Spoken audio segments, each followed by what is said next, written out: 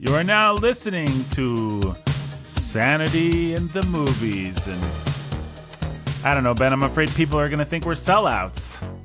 We're just going the route of like making the most commercial podcast we possibly can, something that obviously everyone's going to listen to, but is our heart really in it? Oh yeah, it's so in it. Yeah, no. I mean, I don't know. We love foreign art films from the 60s. Oh boy. If there's one thing that we love. One thing that gets our blood moving. One thing that gets our blood moving. Yeah. Yes, La Avventura, Antonioni, Fellini. Man. I actually do like Fellini a decent amount, although he can be perverse.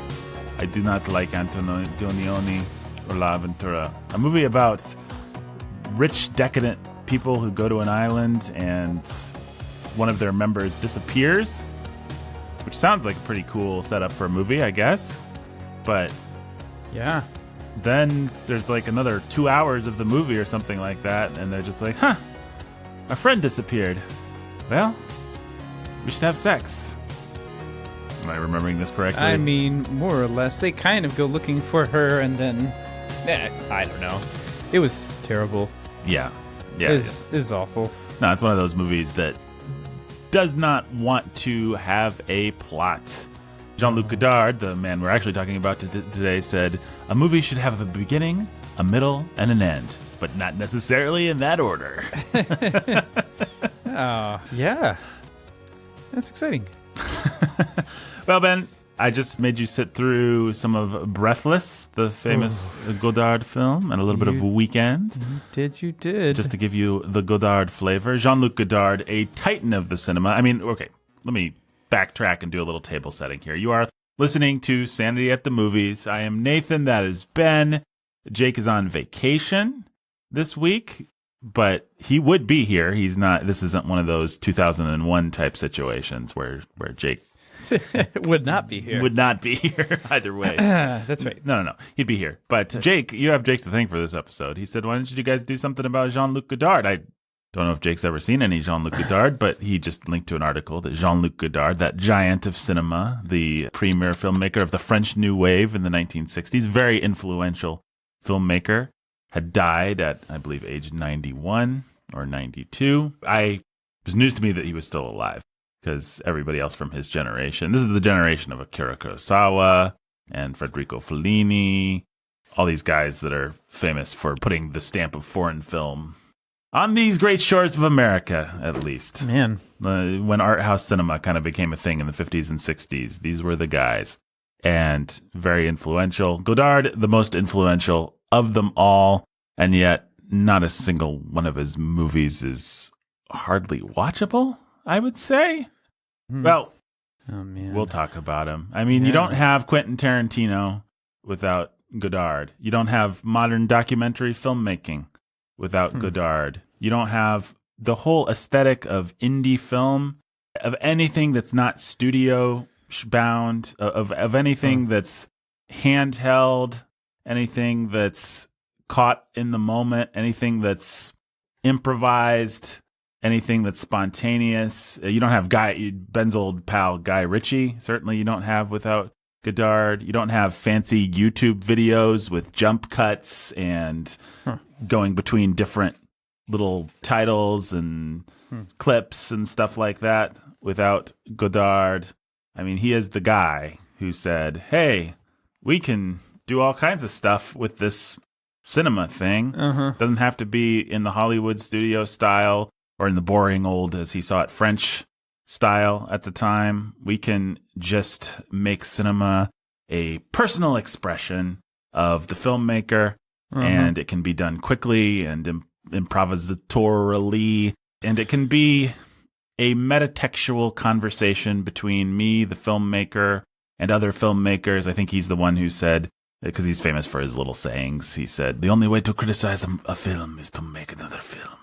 So all his films are criticisms of other films or in dialogue with other films. If people have seen or remember or are aware of the phenomena that was Pulp Fiction in 1994 when that film came out, almost 30 years ago now, That's very Godardian. The idea that when John Travolta accidentally shoots the guy's head off, we as an audience aren't supposed to just be horrified like we've seen a terrible act of violence. We're supposed to laugh because we understand on some kind of a metatextual level that these things don't usually happen in movies. And it's silly and provocative that someone is making this happen in a movie. And we're all sitting in a movie. And so we can all have kind of a laugh. And Tarantino, if anybody's seen any of his movies, is doing that kind of thing constantly. His movies are in dialogue with you as a viewer and in dialogue with other movies. And he uses a lot of provocative violence and stuff to... That's right. I mean, I would say Reservoir Dogs feels very much like Antonioni in the sense that La Aventura, which, because it's like torturing you. Yeah. It's just like, here's horrible scenes of violence that go on, and your hero's been shot in the belly, and he's kind of dying, but he's kind of not, and he's still talking. He's still alive for like another hour and a half, and what's going to happen, and everything's horrible, and the world sucks, and here, you just get to watch it all. But you're supposed to enjoy it on the level of, we see all these movies where people get shot and they just fall over and die, but what if a movie followed a guy for the next hour as he was dying and made us put up with all the little indignities of that? So that's like something that you don't see. So we're kind of breaking with convention. We're in dialogue with other movies, with the crime genre, with genre itself, with the audience itself.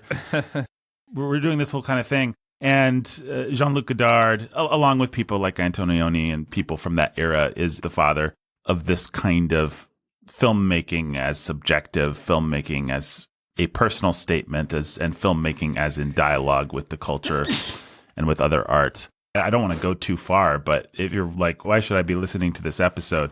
To understand the world that you live in, to understand Marvel movies even, the whole thing we always talk about, ritual divorced from meaning, that sort of thing, I think really begins with a little movie called Breathless, which Ben just had the misfortune of sitting through several scenes. I did. From. It's kind of cool. Kind of boring. Kind of drains the life force out of you. Kind of cool, kind of boring, kind of drains the life force out of you would be a good way to summarize the entire French New Wave. Although there are good movies that come out of it, like The 400 Blows by Truffaut and some things like that. But if you want to understand, like, when did art and when did movies as kind of the premier art form of the 20th century decide to just become subjective and stop trying to have any meaning besides as a reflection of itself and of other movies? Godard is kind of the guy that is responsible for a lot of that, or at least the premier person from that school. So let's talk a little bit about post-war France, huh, Ben? Oh, Nathan, I thought you'd never ask. They've got, what do you call those things? They've got their accordions, their stripy shirts, their cigarettes, their little mustaches. Yeah. The French. What else is there to know? Baguettes. Baguettes, yes. Maurice, the baguettes. They've got, what else do they have? They've got the Eiffel Tower. Lots of good stuff over there. Great country. Fries and toast. They have French varieties of those. Yeah, lots of cool things. Yeah, lots of cool things. So I think all this stuff and a lot of the world that we live in today comes out of two movements that both happened in France. One is existentialism, which probably everybody knows about. The other is structuralism, which comes out of something that I always enjoy talking about, which is semiotics. Semiotics being the study of signs and symbols, first developed by the Swiss linguist Ferdinand de Saussure in the late 1800s. And Saussure was this guy, he was a linguist, so he studied language, and he began to ask questions about how language works, how a word and a thing go together. So you have like the sound image of cat, cat, the word cat. How does that go along with, how is it associated with the feline thing that we all know and love? And is there anything uniquely catty about the word cat, or is it just an accident of history that for English speakers, those particular phonetic pronunciations, when lumped together in that way, became associated with the idea of felineness, of catness? And so Saussure talked about that. He had the signifier, which is the word CAT, and the thing that's being signified, the signified, which is cats, the idea of cats. And so semiotics gets at the idea that words don't have inherent meaning. Like it's not that there's anything that's inherently catty about the word cat. It's just that we happen to associate it with the thing that we know as a cat. And so words really only have meaning in relation to other words. And ideas only really have meaning in relation to other ideas, which is, of course, a pretty godless philosophy. It's ultimately nihilistic, because what you're saying is that there's really, I mean, when you go too far down this road, what you begin to say is there's not really even such a thing as a cat, because the only way that we can even have an idea of a cat is as a thing that is not a dog, that is not a snake. Ideas, concepts, they only exist in relation to each other. There's not like actually the thing that God created, or at least if there is, we have no way of knowing that based on our limited ability to reason and to understand the world around this. So Ferdinand de Saussure only wanted to talk about this through the lens of language, but other people started to apply this same kind of thinking to other fields. So you had Claude Lévi-Strauss, who applied it to anthropology. Family only has meaning, and a person in a family only has meaning in relation to other people, in relation to other families. You can see how kind of the same idea filters into that. And then Jacques Lacan did the same thing with kind of Freudian psychoanalysis. And then you have names people might be a little bit more familiar with, like Foucault and Derrida, and all these cigarette-smoking French intellectuals that would have been around in the Parisian cafes of the 1960s. Roland Barthes, who applied it to literature. We're going to break the text, as he would have called it, into its component pieces and examine all the pieces in relationship to each other. And actually, the reason, if you can tell, I'm interested in this is because it can be pretty helpful. I mean, really, it's a lot of what we do. Like, we just recorded an episode on The Godfather, and a lot of the way that you criticize The Godfather is by breaking it into its component pieces and then comparing them to other component pieces. You know, The Godfather is an American movie. How does it compare to other American movies? It's a 1970s movie. How does it? It's a gangster movie. It belongs to the genre of. So you have all these different structures, if you will, Ben, that it's part of. You can do much closer examination, some of it very helpful, about the iconography of something like The Godfather. I mean, an example from The Godfather would be like, there's a lot of dudes in that movie who wear wife beaters, sleeveless mesh undershirts.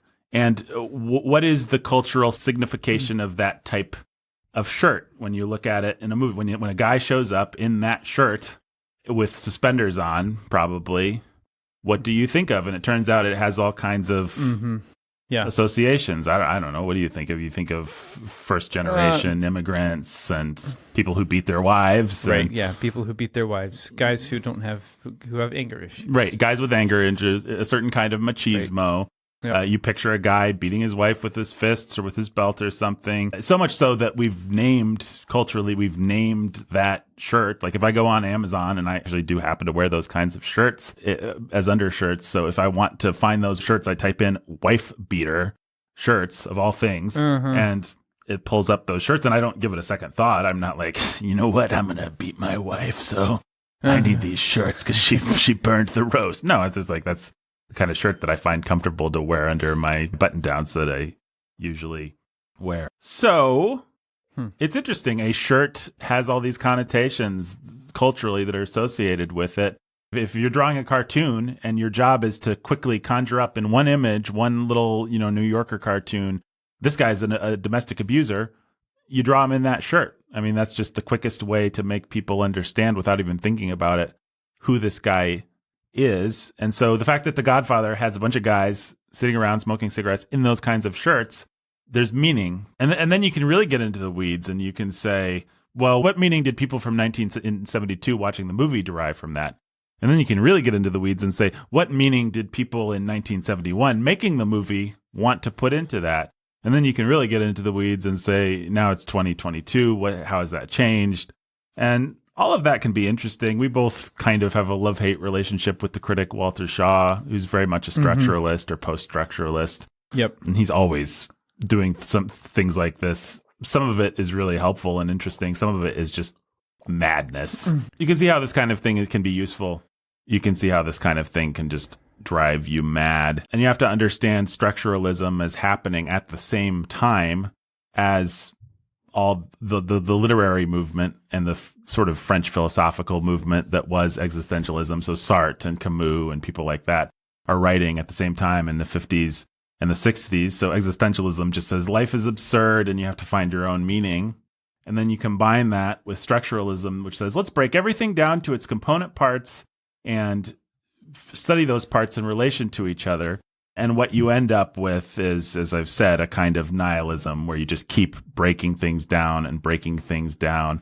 And you say, well, what Ben thinks about a wife beater shirt is not the same as what Nathan thinks about a wife beater shirt. So how do we even find meaning within all these different competing cultural signifiers and things like that? I mean, you could think about biblical typology as a species of structuralism. You know, the idea, we're just going to take a component from the Bible and we're going to compare it across all of the scriptures. So the idea of a serpent, we're going to look at all the scriptures and what they have to say about a serpent and what a serpent means and how it reoccurs. And that can be a very helpful thing to do. But then if you start getting into the weeds with that sort of thing and saying, well, what did a serpent mean to them? And then what does it mean to me? And how's the meaning of serpent changed? And Ben's grandmother was killed by a serpent, whereas Nathan's dad sold snakes. So we both have different ideas of serpentness. And so actually, there's no one meaning of serpentness that we can find. Nothing means anything, which sounds stupid, but it is where these guys get. And Roland Barthes, the premier literary semiotician, got there with the famous essay called The Death of the Author, where he was just like, what the author means, the signal that the author's putting out and the signal that you're receiving are not the same. J.K. Rowling writes something, she means one thing. You read it, you imagine something else, it means something else to you. And so who cares about the author? Who cares about meaning? Nothing means anything. Mm-hmm. And this, of course, is a really useful tool for Marxists because Marxists want to tear everything down. They want to prove that all the systems are bad and that all the things that come out of white capitalism are bad. They want to use the tools that came out of structuralism, which are post-structuralism and deconstruction and things like that, to just sort of tear everything down and tear everything down and tear everything down, except for in select places where they can use the same tools to say, let's compare the different components of oppression across eras and see how everything reduces to oppression. Mm-hmm. But one of the reasons that these movies are these movements like existentialism and structuralism are so successful is because they haven't just stayed in the realm of ideas. They've been largely propagated through the arts and largely propagated through sex. Mm-hmm. And we think of them as sexy. I think of them as sexy. I picture when I talk about any of these ideas, I picture like a French guy in a black turtleneck smoking a cigarette with like a pretty girl with a pixie haircut at a cafe in black and white. It's the kind of thing that's parodied in movies from the 50s and 60s. Anytime they go to Paris, that you'll see this kind of world of art and decadence and stuff. There's a movie called, I forget what it's called. It's got Fred Astaire and Audrey Hepburn, and Fred Astaire has to rescue Audrey Hepburn from falling into this world of decadent French people who really just want to have sex with her, but she thinks that their ideas are so profound. And so that's old Hollywood kind of gnashing its teeth at all these new movements and things.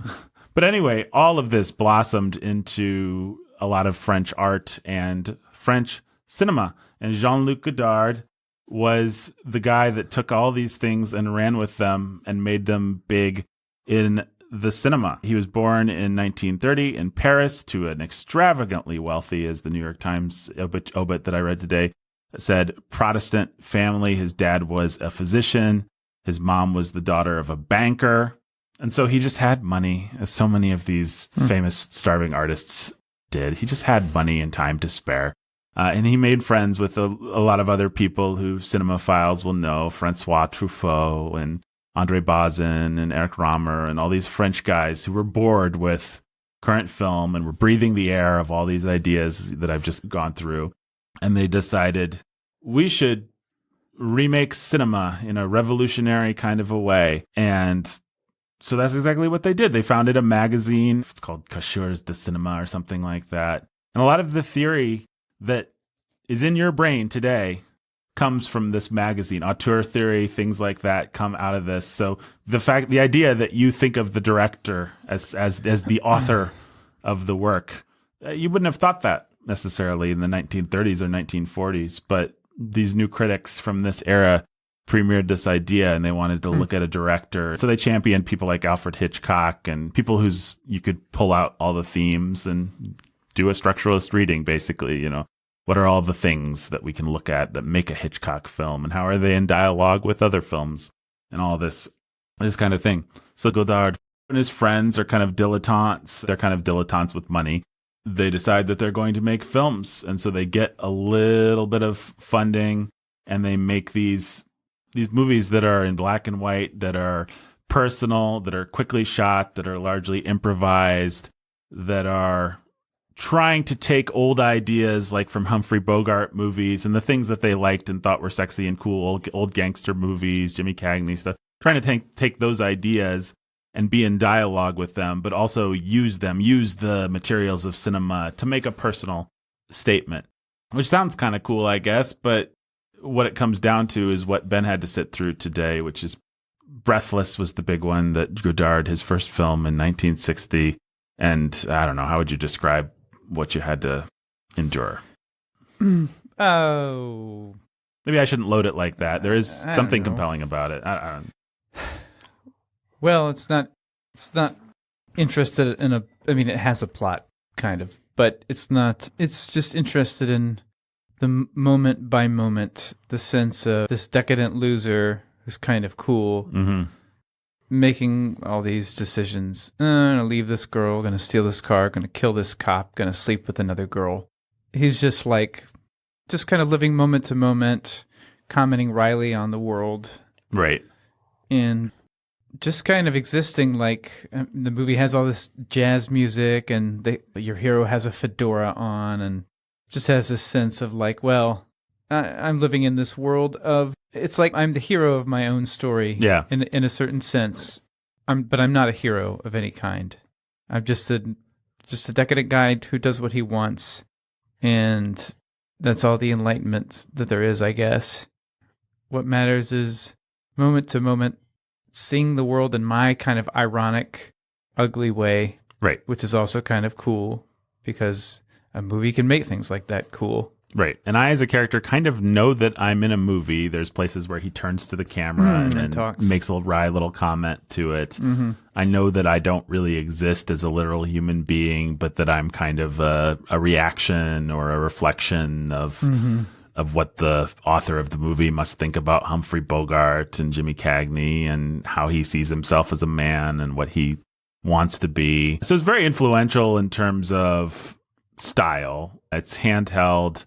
It's what we would think of as verite, I suppose, these days. Just a documentary filmmaking style really comes out of this movie in particular. Just black and white, shaky cam. They couldn't afford to have cranes and stuff to move their camera, so it's just all very on the ground, captured in real locations, not studio bound, not overly lit. It's just like what you could get on the day. And then the jump cut, the movie's very famous for just piecing its footage together quickly in a way that actually still feels pretty fresh and modern, I would say.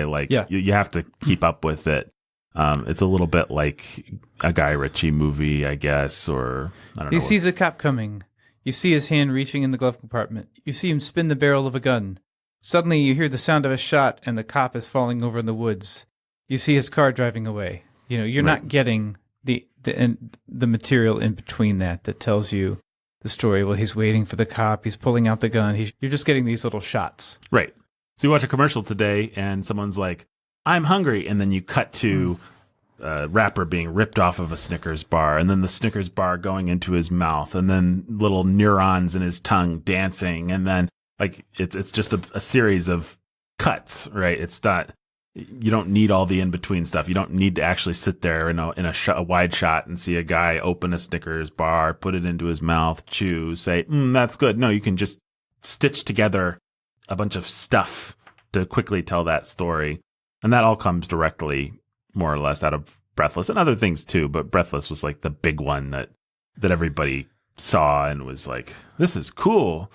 We can do more of this. So people know the works of like Danny Boyle or any of the sort of 90s avant-garde people.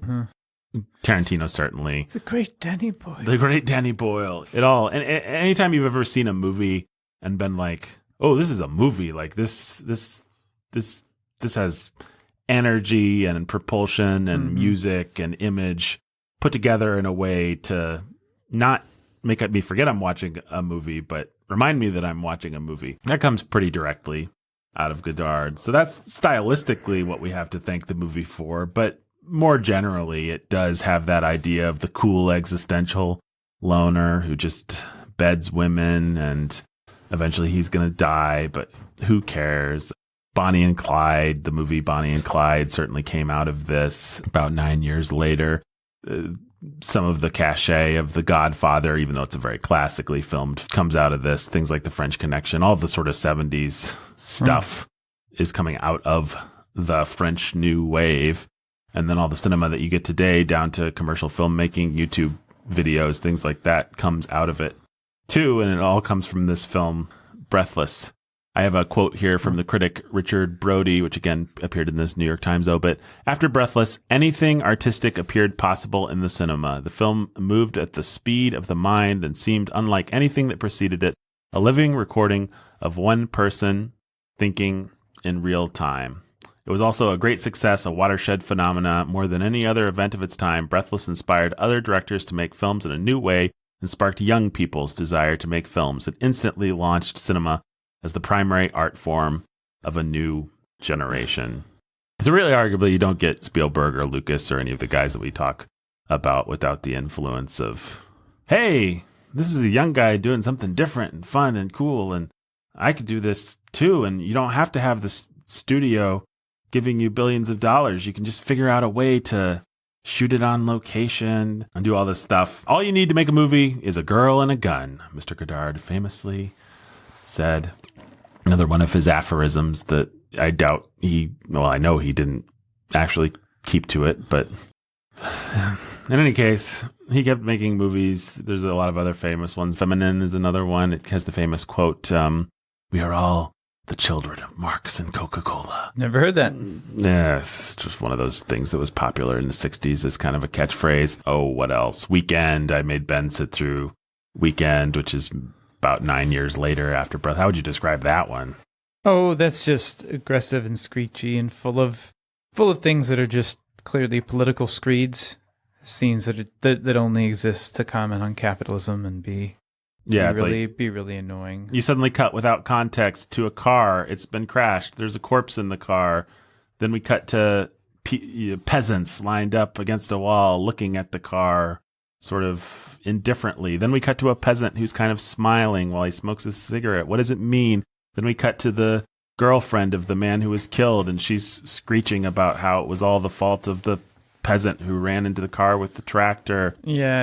It's really irritating. Yeah. Then we have a vignette where a guy's dressed in colonial garb, standing in a field, screaming about capitalism or something like that. Yeah. So it's just, if you've ever been to a museum of modern art and had to go through one of those video exhibitions where it's just like random. I remember I was in one time. It's like you go into a dark room and there's TVs, and one TV has like frying meat, and the other one TV has like migrant workers, and the other TV has probably a naked woman dancing or something. And you're supposed to put all these images together. And I mean, yeah, it's made to. It's interesting. It all feels very destructive. All of it. Yeah. Even as soon as you see Breathless, you realize that, 5 minutes of Breathless, whatever we actually watched. No, hold on. As soon as you see the 5 minutes of the Weekend, you realize Breathless 2, not that you didn't already know it, is just destruction. Just nihilism. It's just nihilism. There's no meaning in these relationships, really. There's nothing to preserve about the world. There's nothing to hold on to. There's not a moral center. If there is, well, what gave anyone the right to hold to it? Yeah. I didn't vote for you. Right. All you have is just like the fun of showing people that their world is a big piece of trash full of oppression. Well, like I said, I wanted to go to perhaps indulgent pains at the beginning to show that I had some sympathy for some of these movements, for structuralism in particular, because I think A, that there are a few good things that came out of it, but B, so much of it is not that someone actually enjoys a movie like this while they're watching it. They just enjoy being part of the club that says they enjoy it. It's like Ulysses by Joyce, or it's one of those things. It's kind of impenetrable. It's not really fun. It's not really informative. But if you can kind of say that you got it and feel like you got it and pontificate about how you got it, then you can feel good about yourself. Mm-hmm. And the more you can understand the more things like that, then the more good about yourself you can feel. And I've met young people. Jake was at a summer camp doing like a pastor thing. Yeah. And he met a young man who, like a 14-year-old, I think. 13, 14-year-old young man who was into Godard films. And I just want to shake somebody like that and say, I know you think you're deep and you're getting something out of this, but A, you didn't go watch La Aventura, actually. Like, you didn't find the boring one. You found the one that had all the sex and violence, which tells me a little something about your priorities. B, it's not fun. It has no meaning. It doesn't have a story. There's no suspense. There's nothing happening. It's just a series of vignettes. Some of them can be energetically filmed. Some of the movies can be better than others. Breathless is better than Weekend. But when you get down to it, it's just deconstructing. It's not telling a story about people. There's nothing to latch on to. There's nothing there's not characters to love or to hate. There's not humanity to learn about. It's not actually doing anything that stories have traditionally done. It's just kind of existing in dialogue to other stories to give you a little intellectual kick. Well, what it wants you to believe in is systems of oppression, I guess. Yeah. It is just like, well, what you should believe in is that you should be, I don't know. Just that everything's absurd. Yeah. That there's people in power taking advantage one way or another. That nothing's too harsh in terms of standing up to those people. That whatever connections you do form with someone are going to be destroyed anyway. So that's a little sad, but on the other hand, what are you going to do? Right. Find a little beauty in the moment when you can. Roger Ebert kind of repented of Godard. He loved him in the 60s when everything was hitting. And then a lot of he was still admiring in some of his reviews, but I liked his review of Weekend that he wrote later. Huh. Here's a quote from it. There was a barnyard scene in Weekend where the camera rotated in a circle once, twice, and then rotated back the other way just a little to show that it knew, and you knew, that it was rotating. How cool.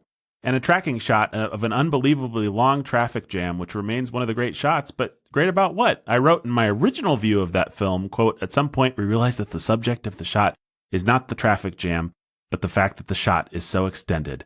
Politics is a traveling shot, Godard told us a few years ago, and now we know what he meant. So that's what young Ebert wrote. And then old Ebert writes, So I like him kind of making fun of his young self for finding so much depth and meaning. There's another review where he's like, I wanted to pretend like there was so much intellectual meaning, but what I actually responded to in these films was that there was these young men smoking cigarettes and then bedding all these beautiful women. And I just thought that lifestyle seemed really appealing when I was a young man. And so that's what I liked. It wasn't any of the ideas about we are the children of Marxism and Coca-Cola. It kind of makes you think about the James Bond movies, huh? Yeah, a little bit. Yeah. Yeah, the fun of James Bond is watching the world burn from the perspective of a guy who's really good at burning things. Yeah, I guess you could cast Godard as James Bond movies for people who style themselves as intellectuals.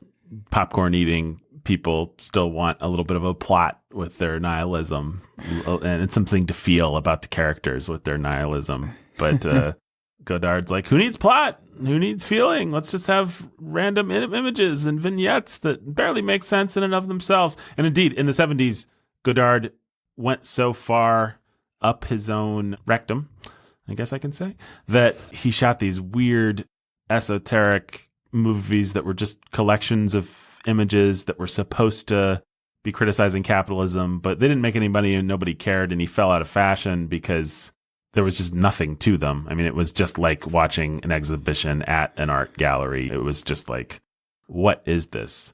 And one of his final films in 2014 got pretty well lambasted, and Godard actually released the film on YouTube fast forwarded. Like he released a version where it was moving really fast and you could watch it all in about 4 minutes. Weird. And who knows? I mean, he didn't like to give interviews and stuff. Who knows why he did that? But it was kind of a, my movie's so meaningless that gotcha. You can watch it on fast forward. Gotcha, suckers.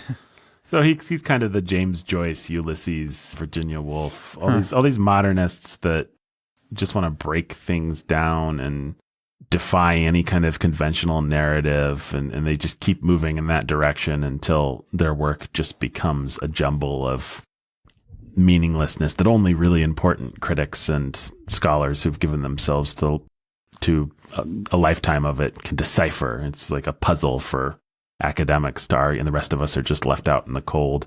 That's eventually where Godard went, although he was pretty far already there, I'd say, from the beginning. His death was of assisted suicide. His assistant said, "He could not live like you and me, and so he decided with a great lucidity, as he had all his life, to say, 'Now it's enough.' Mr. Godard wanted to die with dignity, and that was exactly what he did." So it's just a very Godardian end for the most Godardian of people, Jean-Luc Godard. Not cool. Not cool. Yeah, I'm looking at this Guardian article about how Godard shattered cinema. It's all these different directors paying tribute. Mm-hmm. And their tributes suck, frankly. Yeah. A feast of challenges that were pure anarchic bliss. Okay. Mike Lee, however you pronounce your name. His movies feel... Oh, yeah. Here's Martin Scorsese. Yeah, for whatever reason, Scorsese thinks his movies feel more necessary and alive than ever. Yeah, you had the impression that he was actually taking apart his own movie and rebuilding it before your eyes. You never knew what to expect from moment to moment, even from frame to frame. That's how deep his engagement with the cinema went. So, the fact that he can tear things apart makes him great, I guess. Yeah, I mean, okay, I'll play devil's advocate for a second. Yeah. It's hard to criticize a provocateur from a distance of years because you're not sure, or you don't have as much of a frame for what he was trying to provoke. It's hard to criticize a deconstructionist 40 years, 50 years down the road because you don't know, you're not as aware, you don't live under the same systems that he wanted to dismantle. So if his films are in dialogue with something, maybe they're just not in dialogue with us, and maybe they had more inherent meaning at the time, and maybe the things that they wanted to dismantle, some of them deserve to be dismantled. Yeah. Well, I've watched a few minutes of 2 Godard movies, and I don't know. I would say we gave a pretty good reading of his movies as deconstructing and not leaving anything to be enjoyed or learned, except in terms of style and how you can construct film narratives. Clearly, he did a lot to influence filmmakers, and the tools he came up with are pretty cool. Yeah, if you want to watch, you got to be careful because his movies are all going to have sexual content. But if you want to watch 5 minutes of Breathless just to get the idea, that's all you need. And you'll see, if you're watching it with your eyes open, you'll see what's interesting and energetic and provocative about it. Although it is one of those things where so much of what it did has been so thoroughly subsumed into the language of cinema and the way that Coke commercials, like I said, are shot. I mean, just handheld camera work, basic jump cuts to tell a story, things like that it might be a little hard to put yourself in the mindset of really seeing how revolutionary and what a breath of fresh air this all was. But it was, and it's kind of cool. Yeah. But man, you don't have to waste a single second of your life on Godard movies. If you're a young cinephile, if you're actually interested in this stuff, like, they're not fun. They're not interesting. They're not exciting. They're not interestingly provocative. They capture your self-pity and despair and your sense that being clever and cool is actually what keeps a person on top and gives their life meaning. They capture it in the same way that the anime Cowboy Bebop used to capture it for me. Right, which is such a Godard riff. I mean, the Oh, yeah. cigarette dangling in the lips. We just saw it. You saw some stuff Yeah. from Breathless. Yeah. It's just the guy with the cigarette dangling. I was thinking of Cowboy Bebop. Yeah. Cowboy Bebop actually does have a plot, but surprise, surprise, it's also basically a nihilistic riff on how the life is meaningless. Right.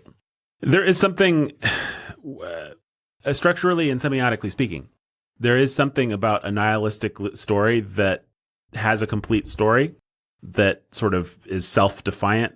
That was the most ridiculous way to say that. But what I'm trying to say is when you have a complete story, there's something not nihilistic about that inherently. Like when you're saying, my story does have a beginning, a middle, and an end.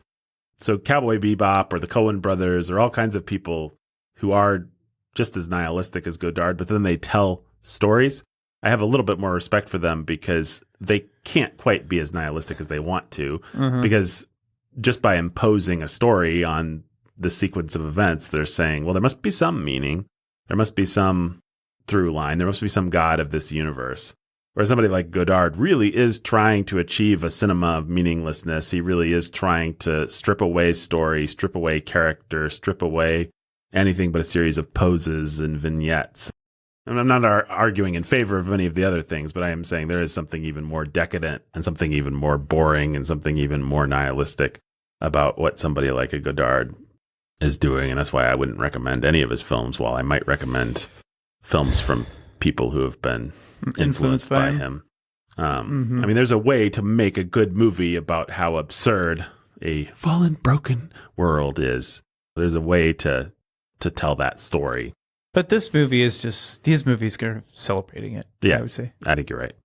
And they're very bitter and angry about people who make money and capitalist systems and all this kind of stuff, and which is just so boring coming from rich white guys, which is where all this woke stuff always comes from.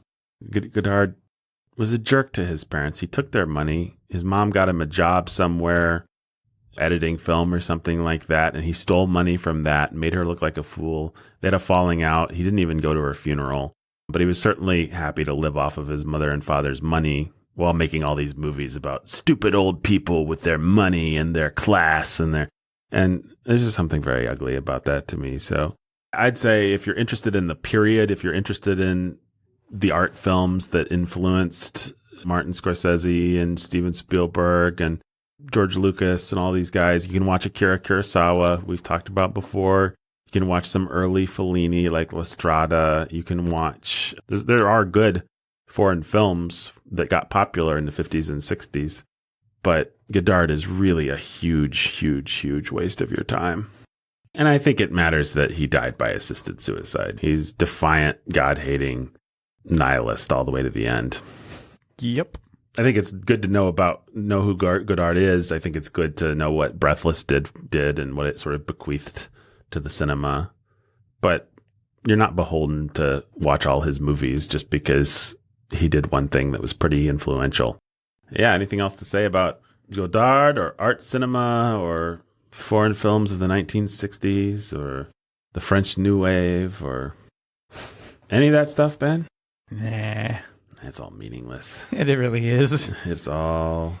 I hope this podcast is edited together so that this part is at the beginning and the end is the beginning's in the middle, and the podcast ends with us just being in the middle of a sentence that's like the least interesting part of what we were saying anyway. Yeah, like that would show them. That would show them if the podcast just cut off in the